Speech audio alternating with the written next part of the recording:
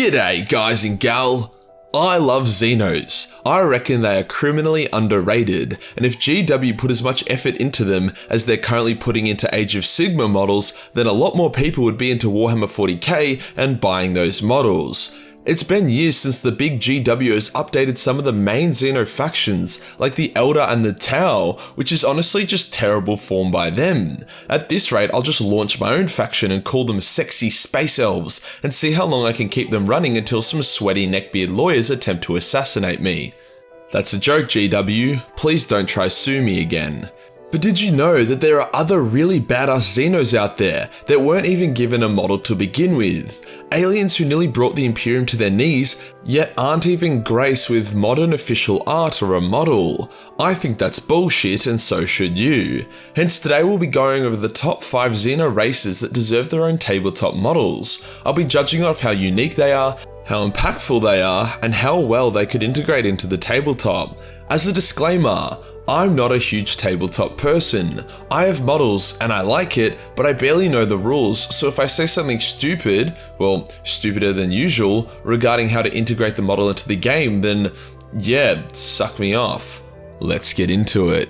The galaxy of 40k is a big scary place, but in 30k it was arguably even scarier, with genuine nightmare fuel for Xenos who genuinely gave the God Emperor of Mankind a hard time. One of these factions is the Herd, or the Hadoo, as I like to call them because I am extremely immature. These dudes were a huge pain in the ass during the Great Crusade, and still persist to the current setting, although in reduced numbers due to the amount of genocide they copped. They're originally Space Skaven, who had the ability to cause people to rapidly age. For Guardsmen, this was really shitty, as within seconds they could be aged to death. For Space Marines, it was still rough, although their long lifespans gave them a decent bit of resistance to it.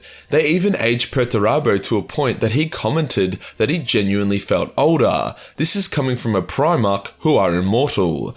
The Hadoo have since been changed to not look like Skaven anymore because 40k decided to become its own thing and not just a fantasy with space guns type of deal. As such, modern Hadoo look like extravagantly unfun hentai monsters. The reason why they aren't higher on this list is because they honestly don't look very fun to paint and wouldn't be the best miniatures to have unless you're as shit as I am at painting and want to be able to just base coat a mini black and call it a day. However, their backstory, unique lore, and ability as well as their impact on the setting means I'd be pretty hyped to get a couple of these guys on the tabletop. Next up is one that a lot of people probably wouldn't want on their tabletop, but I do because it'd be hilarious and I'm Australian. The Mega Arachnids. Mega Arachnids are exactly what they sound like, giant alien spiders who shit on your tits. During the Great Crusade, they're a massive challenge for the Space Marines, and that was after their civilization had already been shattered by a different faction called the Interrex. Despite this, they kick Space Marine ass and could block bolter shots with their armor and cut through ceramite like it was just a wank stain. They also had gigantic Mega Arachnids the size of Titans. Move over Tyranids, there's a new boy in town. Well, I guess it's an old boy, but you know what I mean.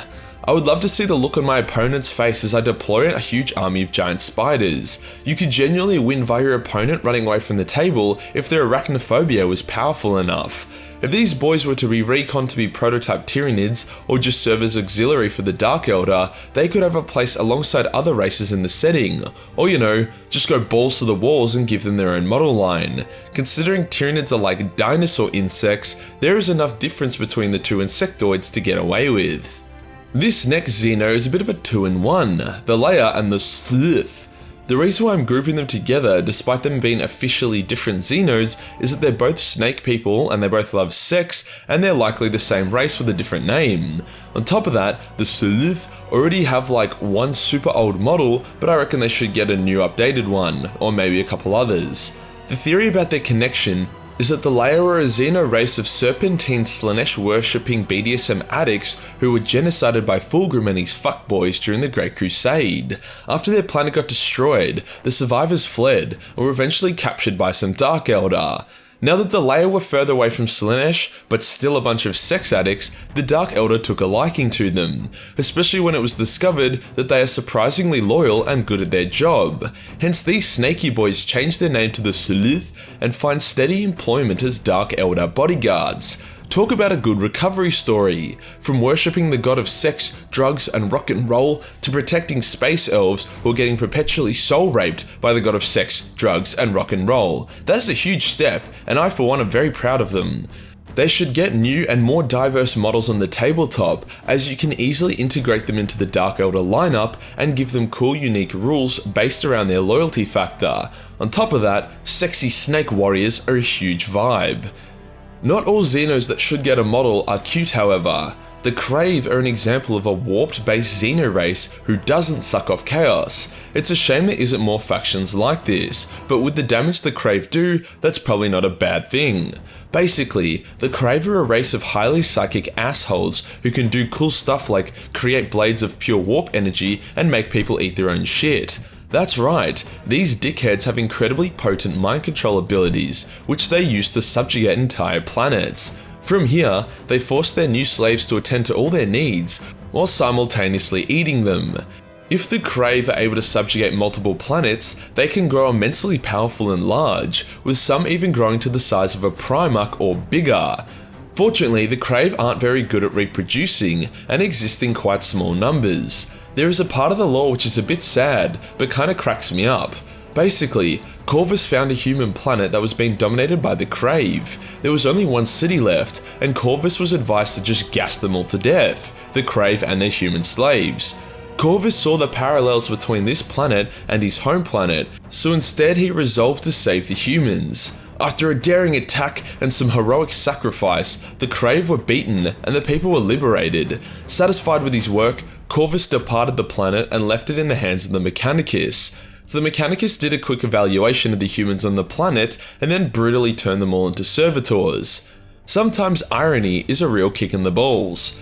The Crave would be good to have on the tabletop, as there isn't any official art on them, so GW can explore whatever creative avenue they want.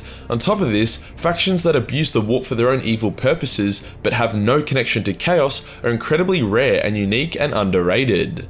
I know I said 5, but in the interest of getting this video to 10 minutes for incredibly selfish reasons, on top of the fact that chatting about relatively unknown Xenos is fun, we will add in another one. I'm such a little cheeky monkey, aren't I? This next one is the Xeno Nephilim. Now when you hear the word Nephilim, I bet you think of heroes from Diablo or some kind of glowing human-angel hybrid. I bet you don't think of roided up Teletubbies. I swear to God, whoever came up with these guys was just trying to have a laugh. The Nephilim are gigantic, towering over Primarchs with bulky bloated bodies. 3 fingers on each hand, and their heads look like Diglets without the nose. They come in a variety of colours which determines their rank: blue for bitch, green for great, and grey for greater. Before they were genocided by the Imperium, the Nephilim would travel from planet to planet, convincing each human world that they were gods that came in peace. Either through their advanced Teletubby abilities or mind control, the humans would begin to praise and revere the Nephilim, building chapels for them and hosting ceremonies in their honour. This seems relatively harmless until you discover that the Nephilim literally feed off the faith, draining their followers of life until they're nothing but a rotting husk. After a period of time, all the followers would die and the Nephilim would move on to a new planet. I don't know about you, but to evolve from a single-cell organism to a gigantic limbed Diglet which devours people's life force via their faith is a serious evolutionary leap. I don't even want to imagine the kind of environmental pressures the Nephilim experience to get to that point. As a fun fact, when Sanguinius was sent to Cygnus by Horus, Horus told Sangi that it was to kill some Nephilim. It was actually to get stomped by demons, but you know, there you go. I reckon these guys would go well on the tabletop purely because they would be impossible to paint badly. They would be like a blank canvas. You can either paint insane galaxy or other wild styles on them, or you could just dip the entire thing into a bottle of Nun oil and call it a day.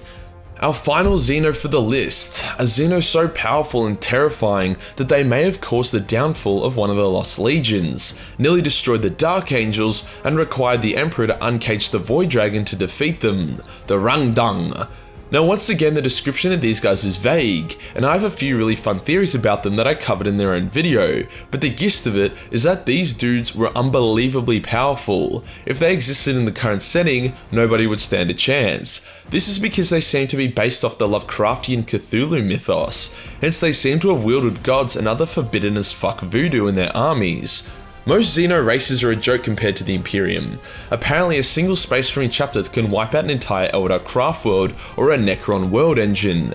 Apparently it only takes one Space Marine sub-character to decapitate the leader of the Orcs. Apparently the tower only exists because the Imperium can't be bothered sneezing in their direction. It's all a joke.